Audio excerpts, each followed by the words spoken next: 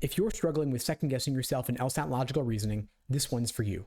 I got this email from Oliver who writes, I'm scheduled for the LSAT in June, targeting 170 plus. My preparation is hindered by test anxiety and difficulties in logical reasoning. Additionally, I often second guess my answers, leading to unnecessary time loss. How can I build confidence in my answers and manage anxiety?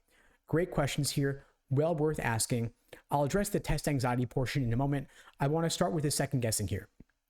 When it comes to logical reasoning, we have to recognize that the questions are presented in a general order of difficulty from easy to hard. So those first 10 questions, those are your gimmies. And if you are targeting 170 plus reasonably, I hope that at this point you are already scoring solidly in at least the low 160s. If not, of course, we can work with that, but know that those first 10 questions are going to be relatively easier than the tougher ones that come later. That means you have to trust your gut. I always recommend a time benchmark over the course of the section, given that we know they're going to go from easy to hard. So I always recommend for anyone scoring 165 plus that you aim to complete the first 10 questions in roughly 10 to 12 minutes. That's a pretty fast pace. On average, you have about a minute and 25 per question in LR, but because they're not all of equal difficulty, we want to solve the easier questions in roughly a minute per question, so we build up a time bank to apply to the tougher questions later in the section. If you stick with this pace, you are not going to have time to second guess yourself because you have to keep moving. Now, when you move on to the tougher questions later around, say, questions 15 through 23, that range tends to contain the most difficult questions in the section. Of course, at that point, you can afford to slow down, totally fine, but I don't want you to get bogged down. So when you would otherwise find yourself getting bogged down or second guessing yourself, I would say, you know what? I'm going to flag this question, skip it, and come in back to it later. The online LSAT actually has a flagging feature built into it to make this easy.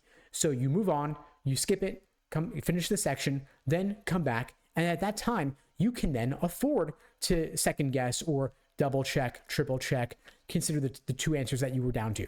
Totally fine to do that when you have completed the section. That way, you don't risk your time loss leading you to never make it to the end of the section. It's always a shame to me when a student never reaches the end of the section when actually questions 24, 25, 26 are oftentimes a little bit easier than questions 18, 19, and 20. Now, test anxiety plays a role here as well, because when you're getting bogged down, when you're second guessing yourself, that often creates this kind of spiraling or a loop in your mind where you're getting stressed out and the clock is ticking, you start getting sweaty palms and the clock just runs and runs and runs. So if that ever happens to you, I want you to just close your eyes for 5 seconds. You can afford to do it and focus on your breath. I also recommend orienting yourself before the exam starts with a quick 5-minute meditation or yoga session. Doesn't have to be spiritual in nature, but just focusing on your breath and developing that skill of focus, that self-control related to focus, can help you avoid spiraling when you're in the moment dealing with a difficult logical reasoning question.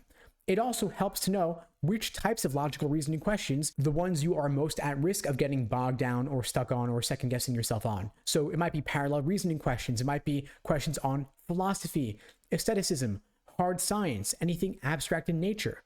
Resolve the paradox, whatever it is for you, whatever question types that you don't like, know them, develop the skill to recognize them quickly. So when you see one, especially if it's in that range of 15 through 23, you say, you know what? I don't even want to deal with this in the moment. I'm just going to flag it right away, skip it, and come back to it later. Personally, for me, I'll do that without even looking at the text of the question. If I just see, okay, it's parallel, it's long, I'm going to skip it because I know that's going to be more time consuming. You are reading one stimulus plus 5 answer choices that are each as lengthy as a stimulus for the value of 1 raw score point on the LSAT. Given that everything is worth the same amount on the LSAT, there is no reason to spend inordinate time on any single question. Anyway, folks, I hope you found this helpful. If you did, please do me a favor and share this video with someone who needs to see it. I don't do any advertising for this channel. I rely only on word of mouth to help get the word out, and your spreading the word really does make a difference. And if you're struggling with logical reasoning, please do yourself a favor and book a call with me and my team. We'd be glad to help you out. We have a wide variety of ways we can support you, whether it's through our live online classes via Zoom, on-demand video courses, small group coaching, and one-on-one coaching. You can check out the links below to find out more and to book a call with me and my team. We'd be glad to help you out. And in the meantime, I wish you all the best and take care.